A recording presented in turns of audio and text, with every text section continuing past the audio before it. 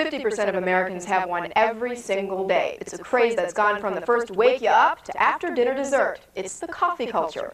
It's a little strong, so we gotta put a little sugar in here that cuts the strength of it. Yeah, maybe a little more. C'è un velo in tuo stomaco.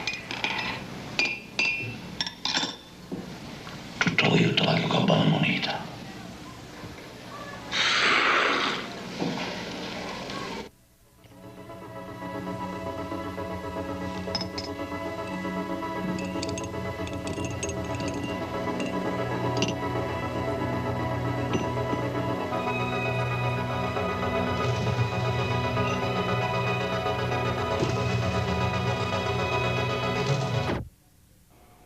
Well, joining me in the kitchen today is a very special guest who has come a long way. The founder of Illy's Espresso, perhaps one of the world's best-known makers of espresso, Ernesto Illy. Thank you for joining us. It's a pleasure being here with you. Oh, and a pleasure being able to speak about espresso, which is something that is becoming so popular in the States.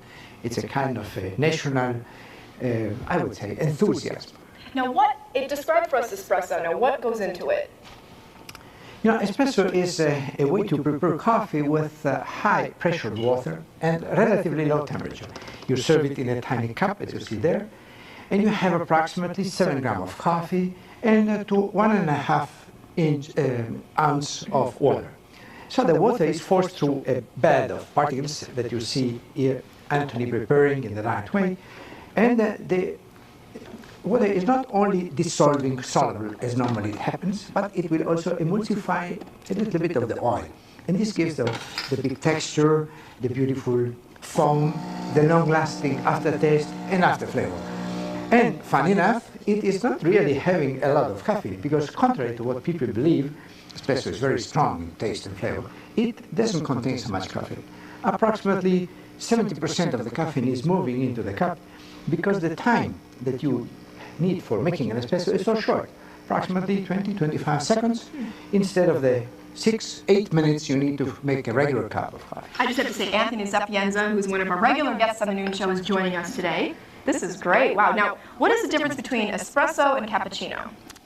Espresso, cappuccino is an espresso to which you add foamed milk. In a how machine you have a nozzle and you can prepare a little quantity, normally 2 ounces, that you add to the 1.5 ounce of coffee, and you have the frothed milk that will produce a beautiful foam that will help in distributing the flavor on a larger surface. So you have really a beautiful perception of what is in the cup. Well, you know what? I'm going to give this a try.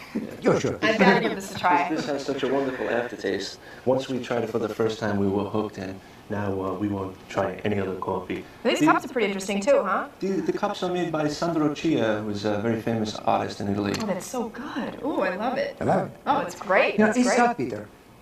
Espresso should not be bitter, because there is a misconception about what espresso is. Sometimes people think that espresso is just dark roasted coffee. And so the darker you roast, the more espresso it becomes. Oh, it's Not delicious. so. Absolutely You delicious. should not over roast the coffee, otherwise you lose all the flavor that goes in the smoke and the chimney. We have to have a middle roast, a medium roast, in which you have a balance between bitterness, acidity, and flavor. We have an address here, Espresso Recipes, that's right, 108 East 16th Street in New York, phone number 212-477-4040. Thank you so much for joining us. We appreciate it, and it was delicious. Thank you. Very, very good. Can people who write in for this send a self-addressed stamped envelope? I think they Can will we send have them a little something nice? We will try to give them some information. We have a booklet on espresso with recipes and instruction on how to make it. Great. It's really great coffee. 50% of the quality depends on how to prepare. And we're live at the Colony Center Health and Fitness Fair. The story coming right up.